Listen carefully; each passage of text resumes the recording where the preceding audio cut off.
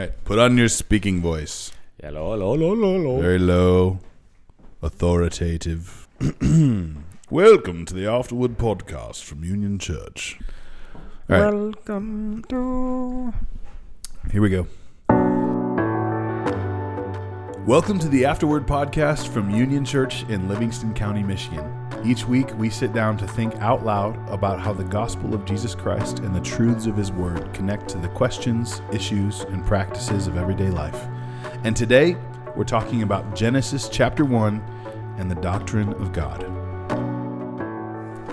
Hey everybody, welcome to the Afterword podcast. My name is Ethan, and I am your host today alongside my good friend and co-worker, Pastor Kyle Rodriguez, MDiv, Calvin Theological Seminary, 2000. Please don't.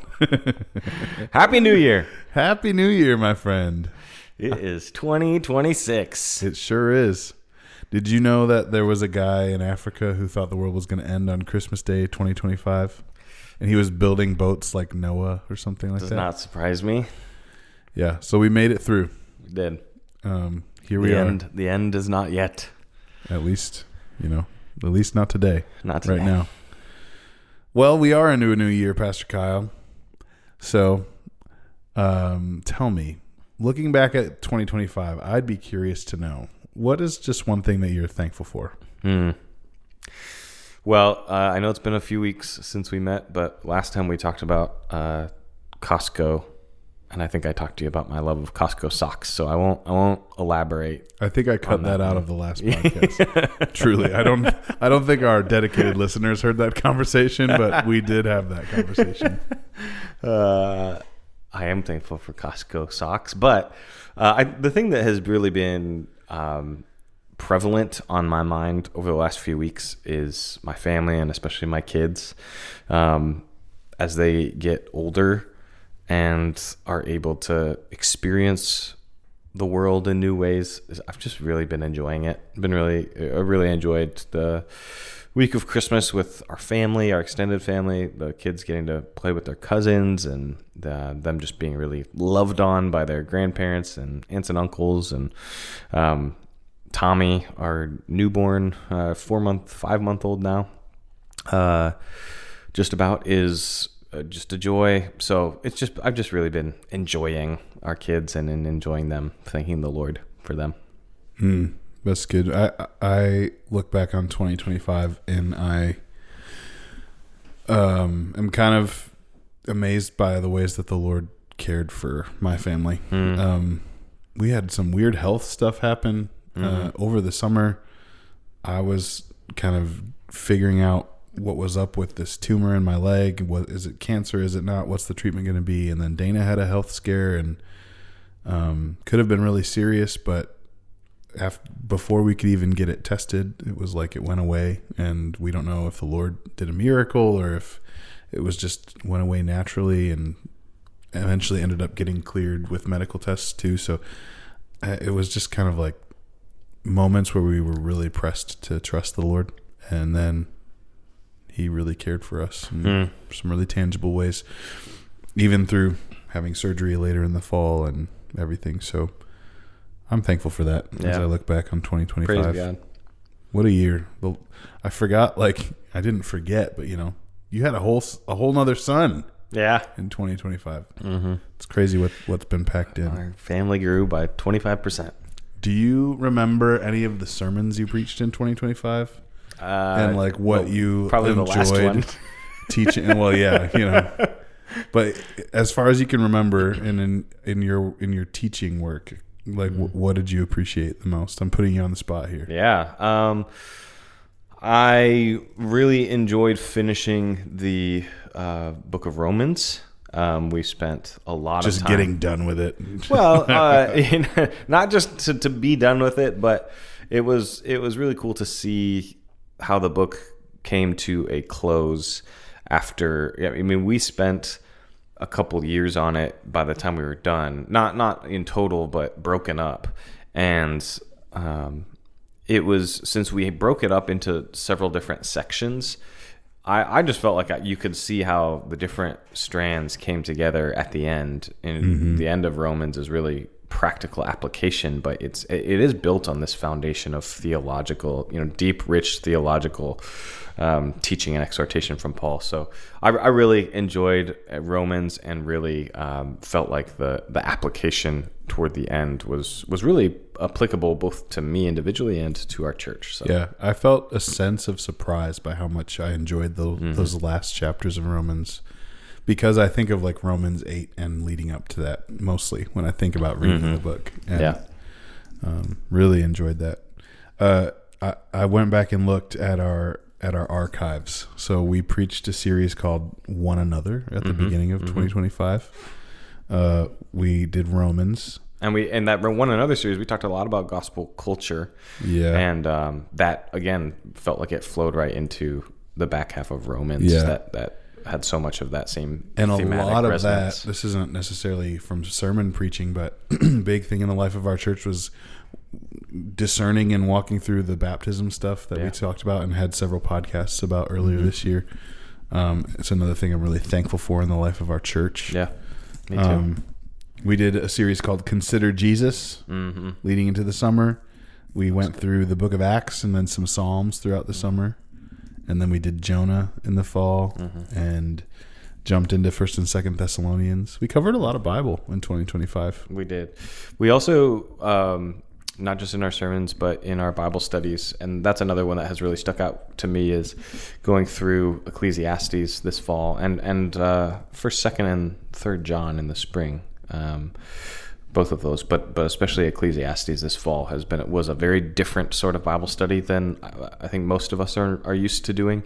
Ecclesiastes is such a different kind of genre of scripture, but was really, really meaningful, and I felt like just gave me so much language to use when I'm talking about what I see in the world, and what is hard, and what is painful, and what is uncomfortable and confusing, and yet what hope there is in the midst of that too. Yeah, I totally agree. Well, I'm thankful for everything the Lord did, and that's just about 3 to 5 minutes of reflection. Maybe we should take some more time as individuals, and as if you're a member or attender of Union Church, to just look back and think about what the Lord has done in us and through us this last year. That's probably that is the first discipline of a new year. Before we set our resolutions, we need to look back and be thankful, right? But we are at the precipice of a new year, and here we are starting a new series. Tell me and the listeners about the series that we're kicking off, that you kicked off this last Sunday. Yeah, well, I had the privilege of kicking it off, but it was as much an Ethan brainchild as anything, I think. But I think we're both excited about this series. We're looking at the beginning and the end of the Bible, which is the beginning and the end of everything at some level. It is the beginning and the end, in particular, of the story that God has written in His Word and is writing in time.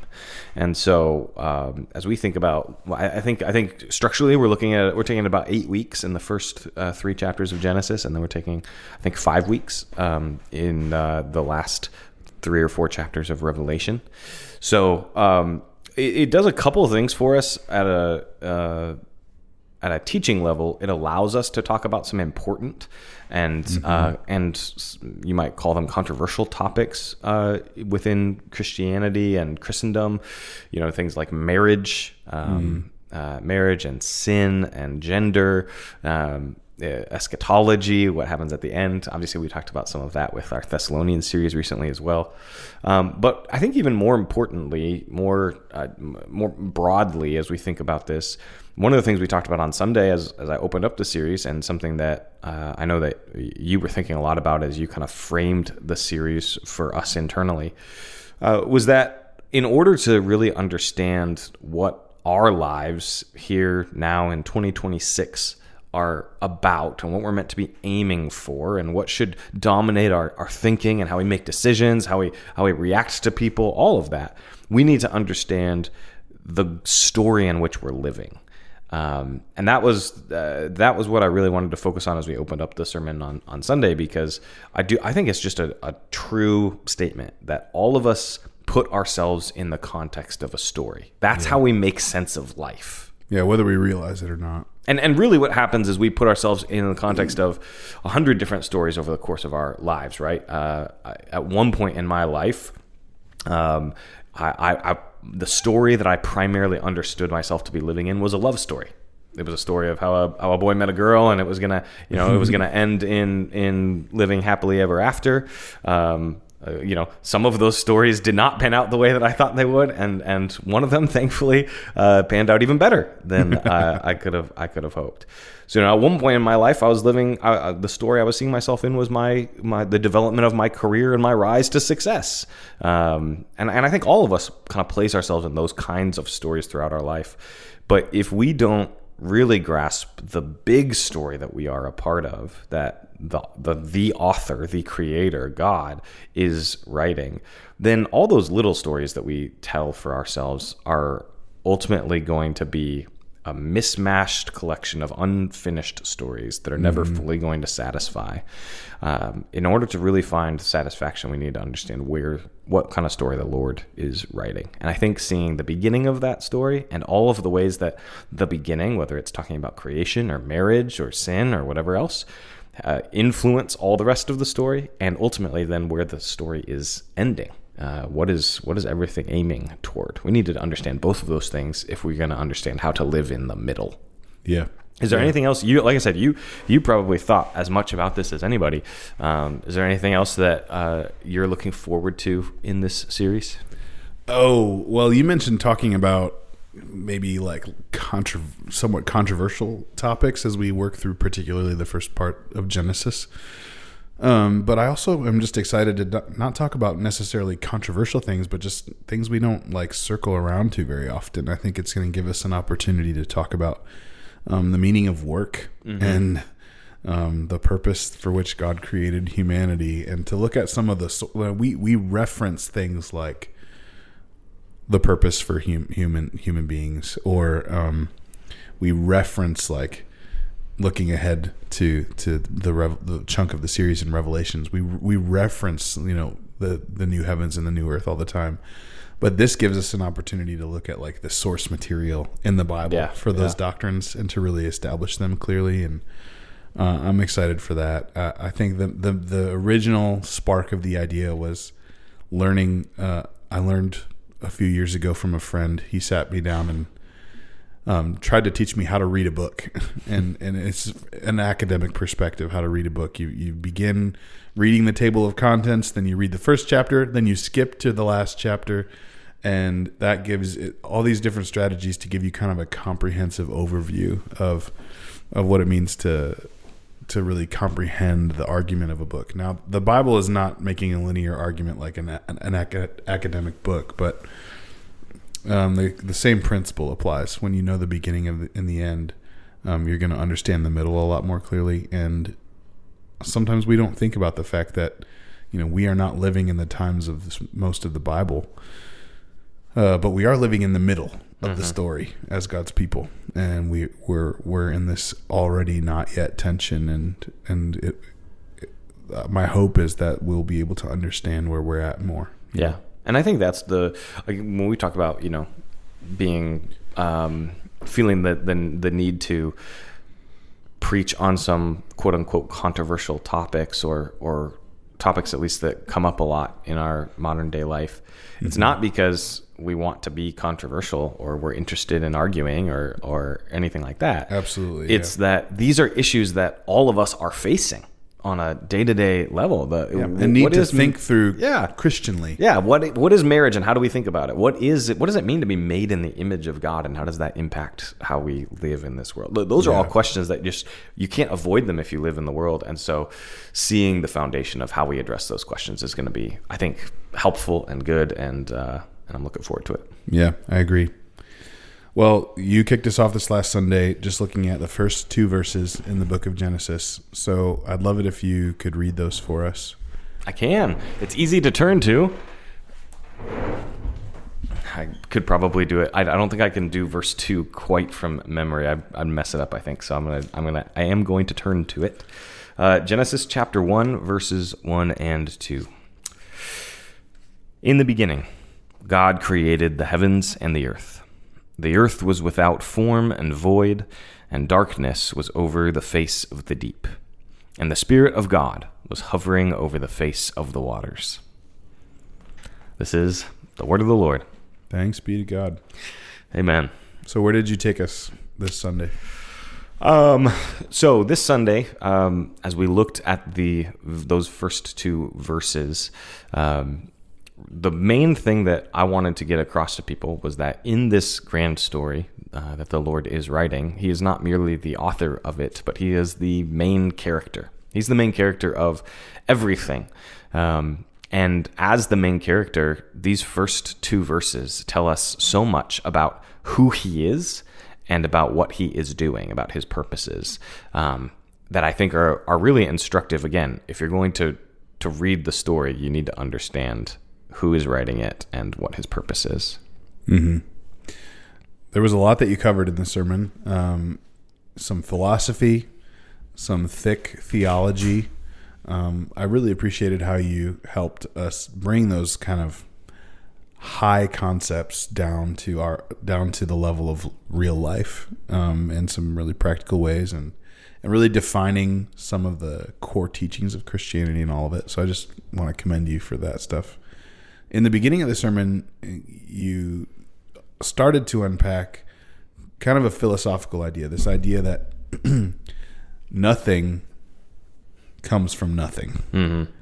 And so in order for there to be something, it has to come from something. Mm-hmm. And this is one of the arguments you made for the idea of God, mm-hmm. and for the Christian faith. It was interesting this week. You made an interesting point about the Big Bang Theory, and how sometimes in the Christian subculture we view that theory as kind of an enemy's position, and yet when it first was theorized, it was coming up against the idea that the universe had been eternal in a steady state, mm-hmm. and the Big Bang Theory is kind of lending itself to this idea that no, there was a beginning point. So my kids were asking me this week, like, what's the Big Bang Theory, Dad? They had heard of it before, but they wanted me to, define it for them. And I explained sort of like the non-Christian perspective of the Big Bang Theory, that they're just kind of like an atheist, for example, would say, well, this is where everything began, with a big explosion. And they were like, but what came before that? And then I explained, well, like, they don't have an answer for that. If you don't believe in God, you don't have an answer for what came before the Big Bang Theory. And they were like, well, that's dumb. And it's just, out of the mouths of babes, right? But I'm wondering, how do you think someone who is coming from a more atheistic perspective and is resistant to the idea of there being a creator God, how might they rebut your assertion that this something has to come from something? Yeah. Leads to Christianity? And how would you just engage in conversation with them? Yeah, I think probably, or at least one of the most common atheistic responses to that would be to say, okay, yeah, you can say, of course, nothing comes from nothing. We agree with that. But that means that if you're going to go back and say, well, before the universe, then there must have been a God, something who created the universe, well, then that God had to come from somewhere. And what you're going to get is this infinite regression of, well, something had to come before that, and something had to come before that, and something had to come before that. And the atheist would probably just say, at the end of the day, we just don't know what came before the Big Bang, or the beginning, or whatever you want to call it. Before all of this, if we agree that all of this had a beginning, we just don't know. And we just have to be content to say we don't know. On one level, I understand and I sympathize with that. There is some logic to that, but I think that kind of misunderstands the Christian theology of God and the argument that I was trying to make in the sermon, which is that at some point that infinite regression has to end. At some point there has to be something that has the power of being, of existing in itself, that it was not caused, but has always been and always will be. And as soon as we start thinking philosophically about what that thing might be, if it's even right to call it a thing or being, we start to get to the Christian conception of God. And that's Genesis. That's the answer in Genesis. But that's the answer that Genesis gives us, is that God is the thing that comes before anything else has a beginning. In the beginning of everything but God, there is God, and God is doing something. He's creating. So yes, if you just have a caused thing causing something else, you're always going to have this infinite regression back. Things causing something that was caused by something that was caused by something that was caused by something. At some point, though, you have to reach the thing that has no cause, but simply is. And that's how the Bible reveals God to us. And we talked about this on Sunday, but think about how God reveals himself to Moses in his name. His name is Yahweh. I am. That's it. That's how can you best describe God? He is. Yeah. In philosophical terms, that would be called the cosmological argument. Is that right? Yes. There's some interesting philosophical things going on with the cosmological argument that you could probably nuance that a lot better. But yeah. Interesting. Very, very interesting. Now, we often try to think about unbelievers and how to communicate the truth to them. And one of the types of unbelievers that we visualize are those atheists who are just resistant to the idea of God in general. And our goal is to make the idea of God generally plausible so that we can argue specifically for the Christian theology of God, because that's the truth. But I do think sometimes we build up like this atheist boogeyman sure. when we're writing our sermons, or just as Christians thinking about how to communicate the gospel. There are atheists out there who are, loud and proud about what they believe, and we should think about how to engage with them. But I think the majority of people are coming from a more agnostic perspective, and they're open to the idea of spiritual things. They freely admit that, of course there must be something. How nothing could come from nothing. So I'm curious to kind of take this a level deeper and to really talk to the generally spiritual person, but who is not a Christian, and just say spiritual but not religious is right. Yeah, I guess you'd say that. But I mean, if you want to quibble with that, even we could talk about people who are a part of other religions and stuff. How do you think this passage makes Christianity specifically stand apart from people who accept spirituality generally, or even follow other religions? The Well, there's kind of two different people in view there, right? One is, if you follow another religion, the origin that is being described in Genesis is very different. Even from like another monotheistic religion, like Islam, for example, mm-hmm. you get hints at the Trinity in Genesis 1. We talked about this on Sunday, that distinguish it from Islam, and the way that the New Testament unpacks and kind of interprets Genesis in a Trinitarian way, and particularly with reference to Jesus, distinguishes it from Judaism. And I think one of the things that is particularly distinct about that is that because God is not merely personal, but is multiple persons in the Father, Son, and the Spirit, that means that what is most fundamentally true about the universe is personhood and what comes with that, which is love and mm-hmm. and joy and relationship. There's a lot of God in Christian theology. God is not a needy God who has to create in order to experience love, right? Community and even worship. And he's not an impersonal force, like a Star Wars-esque kind of understanding of the force that governs the universe.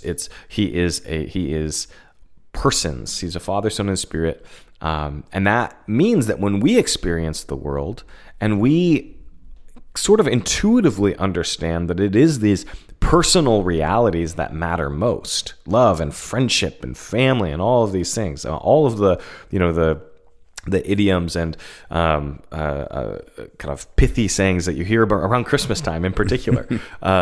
We intuitively understand those to be true because all things, all of this universe, everything that has ever existed ultimately is grounded in this God who is love, as John talks about him. So on one hand, that's one thing that I think is important about how the Christian understanding of God is distinct from, let's say, another monotheistic religion. But then you have these other people who might just be, again, kind of agnostic, spiritual but not religious, might say, yeah, there's something, and I want to be on its good side, but that's about as far as I go. Mm-hmm. We can't really know with more specificity. Yeah, sort of yeah. Now, at least as far as this conversation goes, I'm not trying to convince that person, but I will say I think there's a big difference between the Christian who understands this understanding of Genesis and the origin of all things versus that spiritual but not religious kind of person. The Christian has a very specific understanding of how all this came about, and it's not just, well, some all-powerful force made it, but knowing that there is a creator God who has created with purpose, that gives us a set of obligations that are different than the spiritual and not religious person. And I would say that spiritual but not religious person has those obligations. They're just not acknowledging them. Mm-hmm. The specificity of the Genesis account puts us now in relationship with this creator God in a unique way. Because again, like we talked about at the beginning, if he is the one who's created all things and he has created them with a purpose, it wasn't just an accident, it wasn't just kind of random, he did it with a purpose, then that means we have an obligation, and not just an obligation, but an opportunity to live into that purpose. And what I mean by that is, yes, we have an obligation because he is God. He is worthy of our worship. He's worthy of our obedience, of our service. Yes, that's true. But also, because we have been created by him, we are going to best function and experience the most satisfying living experience if we are living in that purpose, right? Because the same way, if you try and use your iPhone as a hammer, you are not getting the most fulfilled experience of that iPhone because it wasn't made to be a hammer. Sure, you can use it that way, and you might even accomplish the task you're trying to accomplish, but you are missing out on so much of what it was made for. And in a similar way, if we have an understanding of that grand purpose, we're going to find a lot more satisfaction and fulfillment in our lives as we actually live the way we were made to live. And I think the spiritual but not religious person misses out on that because ultimately life ends up being centered around them, around their purposes, around whatever purpose they decide to have, around whatever responsibilities they want to take up. And I think ultimately that lends itself to an unfulfilled and unsatisfying kind of life. Yeah. Thank you for condescending to my level and giving me an analogy about an iPhone that I would understand. Yeah, not Android. Even though you wouldn't analogy. So you were talking about purpose just now. This is something you also touched on in the sermon, that the reality of God as creator who created with purpose, gives us purpose that we don't get to determine, but God does. So let's talk practically then. How do we, living now today, discern our purpose? How do we practically discover our God-given why? Yeah. I think there's really two steps, right? There's the first step is, okay, well, why did God create anything? And then the second step is, okay, well, why did God create me? So right, there's what's the big overarching purpose and end for which God created the world? That's a famous phrase by Jonathan Edwards, the end for which God created the world. What's the purpose? Mm-hmm. And how do I fit into that specifically? Again, if we think God that is a personal creator God who created particularly human beings in a unique function, that means he sees us in our individuality and has a unique part for us to play in that grand purpose. So yeah, we have to have, I think, both of those steps. The first step of, well, why did God create anything at all? That we can find in his word, which has been given to all human beings by his Spirit through his Son in order to reveal that grand purpose. Why did he create me individually is a more subjective question. And I think that comes about both by reading the scriptures, by having good relationships with one another in which we can see one another and the different strengths and weaknesses that he's created us with. Where is the place that God has put me in, and how does that shape the purpose he's given me specifically? You know, if you live in let's say you live in India and you are in poverty, you are not going to have the same purpose specifically as someone who has the opportunity, lives in the United States, and has the opportunity to be the president. Like your purpose is never going to be the president of the United States because you can't. You're not a born citizen of the United States, right? But you do still have a God-given purpose that fits into his grand purpose, and so there is an objective, what is God doing in everything, and a subjective, what is he doing with me. Yeah. So let's talk about that sort of meta purpose first, the overarching purpose. You said Jonathan Edwards wrote that famous line, "The end for which God created the world." I know another famous question and answer to that would be the first question and answer to the Westminster Shorter Catechism. What is the chief end of man? To glorify God and enjoy him forever. I think John Piper riffs on that a little bit when he says, God is most glorified when we are most satisfied in him. So he's kind of riffing on that idea that we are made to glorify God and enjoy him forever. So is there any other way that you would kind of summarize that overarching purpose? Yeah, I think it might just be helpful, to unpack what that means. What does it mean to glorify God?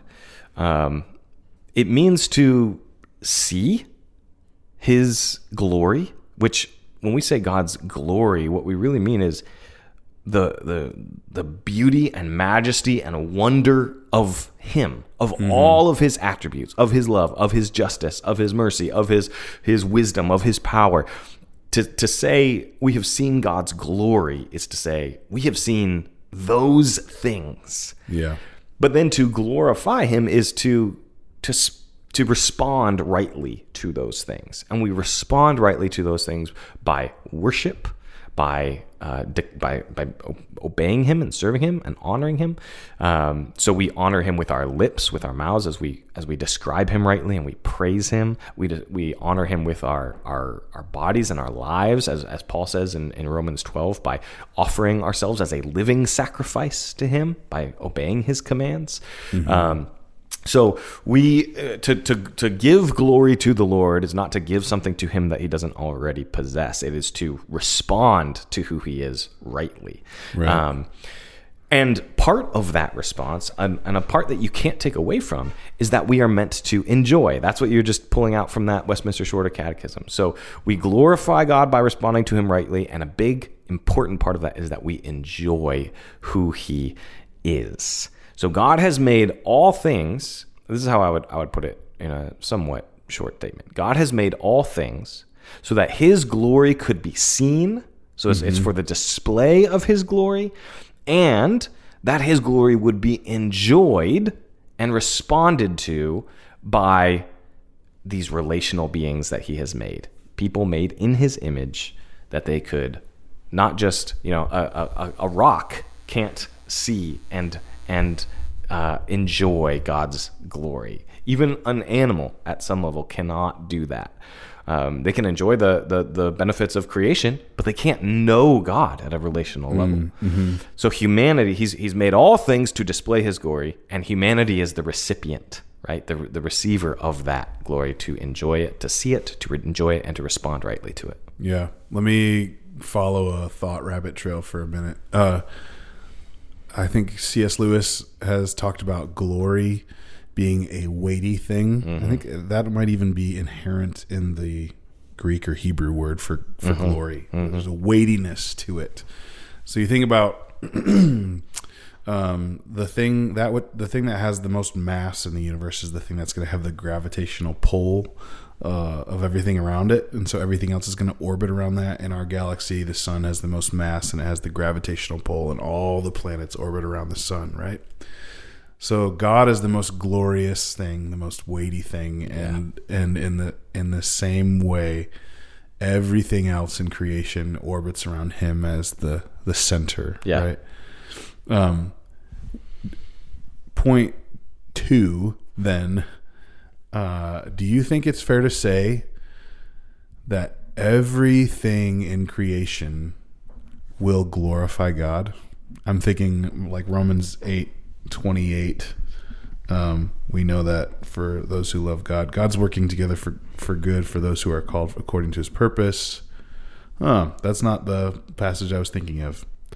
But this idea that God's going to work all things for the glory of His name. Every knee is going to bow and every tongue is going to confess that Christ is Lord. But the second half of that statement from the Catechism, to enjoy Him, is a uniquely Christian thing.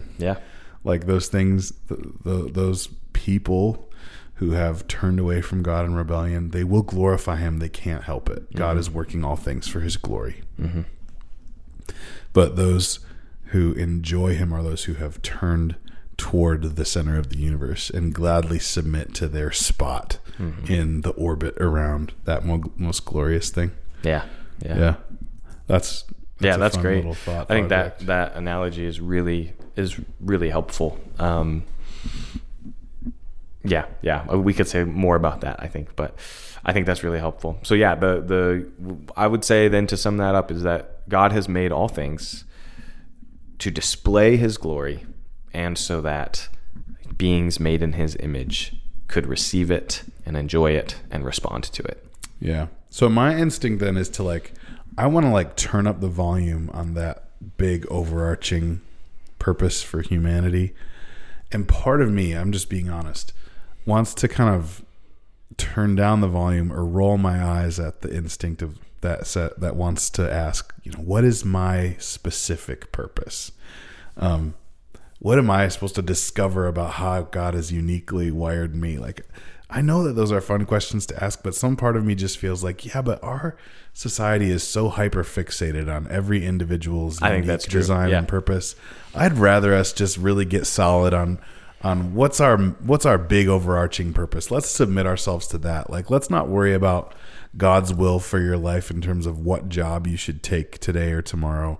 Let's worry about God's will for your life in terms of obey His commands and worship Him. Those sorts of things. Do you have the same instinct, or do I need to be corrected in any way? Oh, I think there's truth to that for sure, right? There is an order to those two steps, right? And the one that comes first is, what is God's grand overarching purpose? And it's really, you can't do the second one without the first one. And I think you're dead on in that for most of our society, secular or even Christian, we skip to the second question without spending nearly enough time on the first.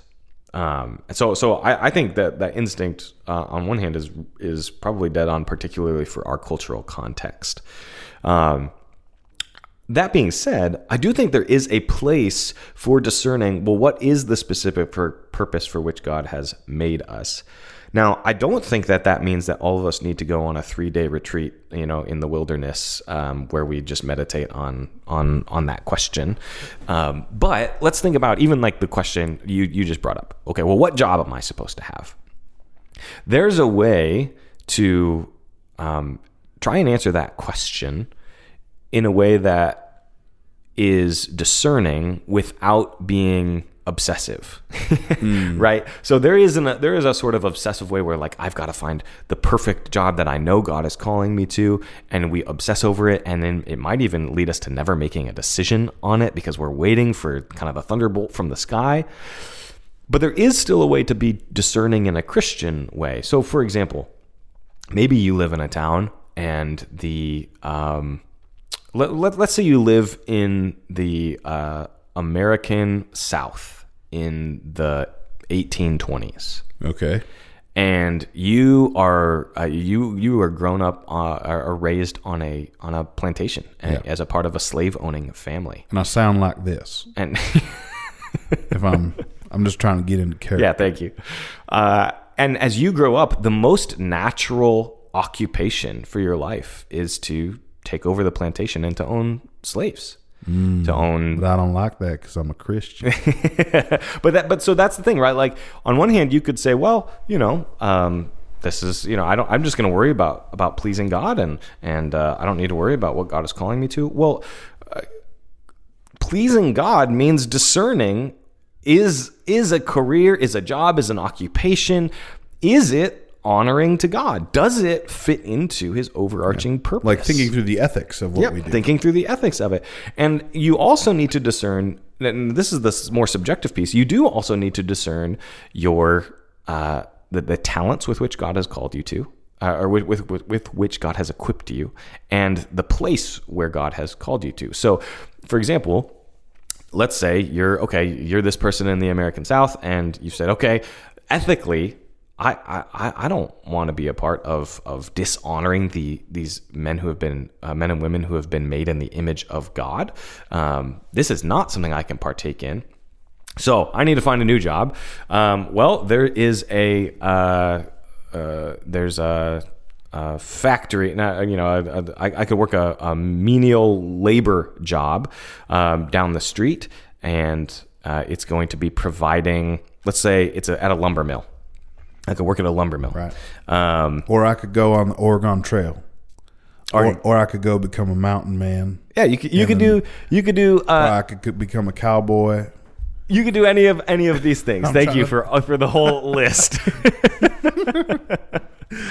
But you need to discern whether or not you have the actual capacity to do any of those jobs. Maybe you just don't have the physical frame to be a lumberjack, right? And maybe you taking that job is actually putting your skills, you're not using your skills to the best of your ability, and you're taking away from somebody else who does have the capacity to do that in a way that would bless people more than you doing that job, and in a way that honors God by using the skills he's given you to the best of their capacity. So when we talk about trying to discern our purpose, what we're really talking about is how do I honor God most with the gifts he's given me? How can I honor him most by displaying those gifts and utilizing them to the best of their ability? And how do I honor him by doing what is best for the people around me the most? Right? So those are some of the questions we might ask. And I do think they matter because, again, we're talking about how do I live into this overarching purpose? How do I glorify God the most and provide for the best for these people made in his image the most? Does that make any sense? Yeah, totally. I also think this is getting away from the text in Genesis, but it's digging deeper into like this subject of discerning our purpose. If Genesis 1 and the Christian faith give us one overarching purpose for humanity, we also have sub purposes that we need to submit ourselves to as individuals. So, you and I are Christians. Mm-hmm. So as Christians, God calls Christians generally all over the world to specific, responsibilities, care for one another inside the church and outside, evangelism, discipleship, those sorts of things, adherence to the 10 Commandments, all those sorts of things. But also we are men. Mm-hmm. So what does God call men to generally? And also we are husbands. So what does God call husbands to? And what does God call fathers to? And in addition to that, we are pastors. So what does God call pastors to? And you could make a list that gets narrower and narrower and narrower of all of these sub roles that God has generally called, men in general to, and husbands in general to, and pastors in general to, and so on and so forth. Yeah. And all of those things need to take precedent over our unique gifting and wiring. Or another way to say it is our own individual unique purposes cannot supersede or overshadow those other overarching purposes. Amen. Does that make sense? That's really good. So a few minutes ago, I said we have to discern both our gifts and talents and our place. And I think the place is not just geographically where do we live, but it's all of those things. What are the things that the kinds of responsibilities and relationships that God has called me to in all of life, not just where I am, but who is around me? Am I a father? Am I a husband? Am I a child or a brother or a sister? All of those relational places and responsibilities and roles that the Lord has bestowed upon me. We have to discern what does it look like to faithfully live those out. That's so helpful. You can cut out everything I said beforehand. I don't think so. That was great. I don't think so, but especially because I did such a cool accent when you were talking, I wouldn't cut it out. But I also don't want to leave this conversation making everybody think like we just don't think people should think so much about their own unique purposes or what their own specific calling and vocation is. We get to do this all the time, and we love it. Like, yeah. We get to talk with young men about whether or not they feel they're truly called to ministry, or we get to talk with people at the kind of forks in the road of their life, and pray and discern with them, and that is a sacred thing. And I think the Lord is not. We aren't deists who think God just like set the world and then has gone far away and just has forgotten us. And He's like intimate and involved in our lives and will lead us in all these small decisions too. And we're actually gonna have a lot of chance to talk about this in this series, because one of the things we will talk about is what is the point of work. Why does God create us as human beings to work, and how does work fit into this overarching plan of God? So we'll have a lot more chance to talk about this as the series goes on too. Yeah, and that's probably a good place to wrap it up. We've wandered away from Genesis 1 enough, but talked about some really good things. So, all right, friends, the goal of this podcast is to equip the people of Union Church for discipleship and mission.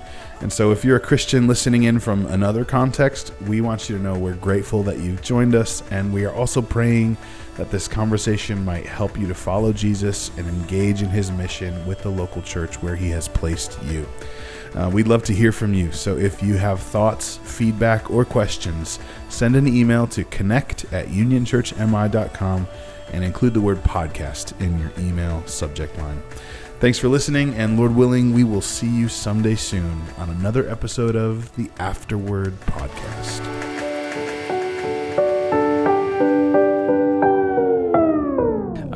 Or I could go on the Oregon Trail. Or I could go become a mountain man. Yeah, you could do. Or I could become a cowboy. You could do any of these things. Thank you for the whole list.